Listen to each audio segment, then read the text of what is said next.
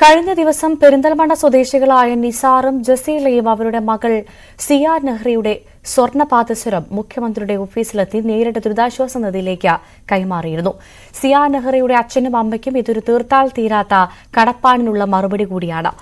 Covid കാലത്ത് മകളുടെ ജീവൻ രക്ഷിക്കാൻ ഉപകരണങ്ങൾ മിന്നൽ വേഗത്തിലെത്തിക്കാൻ നടപടി സ്വീകരിച്ച മുഖ്യമന്ത്രിയോടുള്ള നന്ദി അറിയിക്കാനുള്ള അവസരം കൂടി.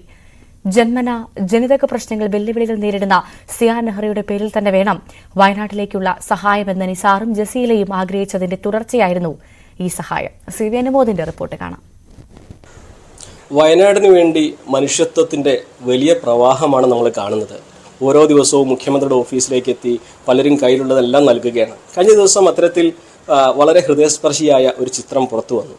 ഒരു കുഞ്ഞുമായിട്ട് ഒരു കുടുംബം വന്ന് ആ കുഞ്ഞിൻ്റെ പാദസരം ദുരിതാശ്വാസ നിധിയിലേക്ക് നൽകുന്നതിൻ്റെ ഒരു ഫോട്ടോ. അതിന് പിന്നിൽ വലിയ ഒരു കഥയുണ്ട്. അങ്ങനെ തൻ്റെ കുഞ്ഞിൻ്റെ പാദസരം മുഖ്യമന്ത്രിയുടെ ദുരിതാശ്വാസ നിധിയിലേക്ക് നൽകിയ കുടുംബമാണ് എന്നോടൊപ്പം ഉള്ളത്. പെരിന്തൽമണ്ണ സ്വദേശി നിസാറും ജസീലയും അവരുടെ മകൾ സിയ സെഹ്റയും. സിയ സെഹ്റ ഒരു അനുഗ്രഹീതയായ കുട്ടിയാണ്. അതുകൊണ്ട് തന്നെ സിയ സെഹ്റയുടെ ജീവിതത്തിൽ മുഖ്യമന്ത്രിയുടെ ഇടപെടൽ ഒരു മാജിക്കലായിട്ടുള്ള ഒരു സ്പർശം തന്നെ ഉണ്ടാക്കിയതാണ്. അതിൻ്റെ ഒരു കഥ കൂടിയുണ്ട് ഈ ഒരു ദുരിതാശ്വാസ നിധിയിലേക്ക് പാദസരം നൽകിയതിന് പിന്നിൽ. എന്താണ് ആ കഥ? കോവിഡ് കാലത്ത് മോളുടെ ഭക്ഷണം കൊടുക്കുന്ന ഒരു മിക്കി ട്യൂബ് ഉണ്ടായിരുന്നു. അപ്പോൾ അവൾക്ക് ഭക്ഷണവും മരുന്നും കറക്റ്റ് സമയത്ത് കൊടുക്കുന്നത് അതിലൂടെയാണ്. അപ്പോൾ ആ സാധനം പൊട്ടി പുറത്തു വന്നു. ആ പൊട്ടി പുറത്തു വന്ന സമയത്ത് നമുക്കൊന്നും ചെയ്യാൻ കഴിയില്ല. അവളെ കറക്റ്റ് ഫിക്സിനുള്ള മെഡിസിൻ കറക്റ്റ് സമയത്ത് കൊടുത്തിട്ടില്ലെങ്കിൽ അവളെ ഫിക്സ് കയ്യിൽ നിന്ന് പോകും. അങ്ങനെ നിൽക്കുന്ന സമയത്ത് നമ്മൾ യാത്രാ നിരോധനം, കടകൾ അടഞ്ഞു കിടക്കുകയാണ്. അപ്പോൾ ഞാൻ ഈ എറണാകുളം വരെ ഒന്ന് പോകാനുള്ള ഒരു അനുമതി, അത് തിരുവനന്തപുരത്താണ് ഇതിൻ്റെ ഒരു അവൈലബിലിറ്റി. പക്ഷെ അവരുടെ ഒരു ഓഫീസ് എറണാകുളത്തുള്ളതെന്ന് അറിയുകയും അവിടേക്ക് പോകാൻ തീരുമാനിക്കുകയും പെർമിഷന് വേണ്ടി മുഖ്യമന്ത്രിയുടെ ഓഫീസിലേക്ക് വിളിച്ചു. അപ്പോൾ അവർ കാര്യങ്ങൾ ചോദിച്ചറിഞ്ഞതിന് ശേഷം പിന്നീട് എന്നെ വിളിക്കുന്നത് ഒരു വലിയൊരു ഫയർഫോഴ്സിൻ്റെ ഓഫീസറാണ്. പുള്ളി പറഞ്ഞു കാര്യങ്ങൾ ആ കടയുടെ ഡീറ്റെയിൽസും വാങ്ങി. പിന്നെ എൻ്റെ കയ്യിലായിരുന്നില്ല. പിന്നെ 2.5 മണിക്കൂർ സമയം എടുത്തുള്ളൂ. എൻ്റെ വീടിൻ്റെ മുമ്പത്ത് ഫയർഫോഴ്സ് ഒരു മിഷനായി അത് ഏറ്റെടുക്കുകയും കേരളത്തിലെ പെരിന്തൽമണ്ണയിലെ ഫയർഫോഴ്സ് ഓഫീസേഴ്സും എറണാകുളത്ത് നിന്ന് വന്ന വണ്ടി എല്ലാവരും കൂടെ എൻ്റെ വീട്ടിൽ വരികയും അതെൻ്റെ ജീവിതത്തിൽ വലിയൊരു സംഭവമാണ്. അപ്പോൾ അന്ന് മുതലേ ഞങ്ങളെ സഹായിച്ച ഒരു മുഖ്യമന്ത്രിയുടെ ഓഫീസിനോട് നന്ദി പ്രകടിപ്പിക്കണം എന്നുള്ളൊരു താല്പര്യം കുറേ ഉണ്ടായിരുന്നു. പിന്നീട് ഇപ്പോൾ മുഖ്യമന്ത്രി ഇങ്ങനെ സഹായം അഭ്യർത്ഥിച്ചപ്പോൾ ഇപ്പോഴാണ് അതിൻ്റെ ഒരു ഇവളതായിട്ട് കൊടുക്കണം എന്നുള്ളതുകൊണ്ട് അവളുടെ കാലി കിടക്കുന്നത് കൊടുത്ത് അതുണ്ടായത് അതിൻ്റെ സംഭവം. ഞങ്ങളെ സംബന്ധിച്ച് ജീവിതത്തിൽ വലിയൊരു സഹായമായിരുന്നു അന്ന് കിട്ടിയത്. തിരിച്ച് മോളുടെ ജീവിതത്തിന് കിട്ടിയൊരു സഹായം മോളുടേതായ ഒരു സാധനം കൊടുത്തതൊന്നും മതിയാവില്ല, അങ്ങനെ കൊടുത്തത് കുറഞ്ഞു പോയി എന്നുള്ളൊരു വിഷമം ഉണ്ടായിരുന്നുള്ളൂ. അപ്പോൾ അതേ പറ്റിയുള്ളൂ. അപ്പോൾ മുഖ്യമന്ത്രിയോട് അതിൻ്റെ നന്ദി നേരിട്ട് അറിയിക്കുകയും ഇവളെ ഭാഗത്ത് കൊടുക്കുകയും ചെയ്തു. അതാണ് അങ്ങനെ ഉണ്ടായത്.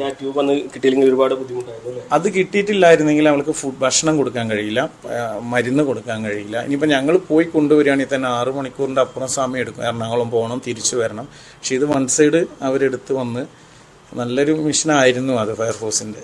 ആദ്യമായിട്ടാണ് ഫയർഫോഴ്സ് മരുന്ന് കൊടുത്ത് തുടങ്ങുന്നതിന് മുമ്പാണ് എന്നാണ് എൻ്റെ ഓർമ്മ. അത് ജീവിതത്തിൽ വലിയ അന്ന് വന്ന ഫയർഫോഴ്സ് ഓഫീസറോട് ഞാൻ നന്ദി പറയാം. അവരൊക്കെ എപ്പോഴും എൻ്റെ ഓർമ്മയിലുള്ളവരാണ്. ആലുവ ഓഫീസിൽ നിന്ന് ആരും ആണ്.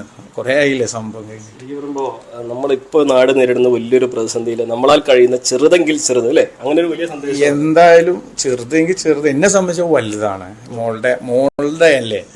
അപ്പോൾ ചെറുതായും വലുതായാലും ഇപ്പോൾ എല്ലാവരും കൂടെ നിൽക്കേണ്ട സമയമല്ലേ. അപ്പോൾ ഞങ്ങളാണ് നിന്നു. മോളുടെ പേര് തന്നെയാണ് കൊടുത്തത്.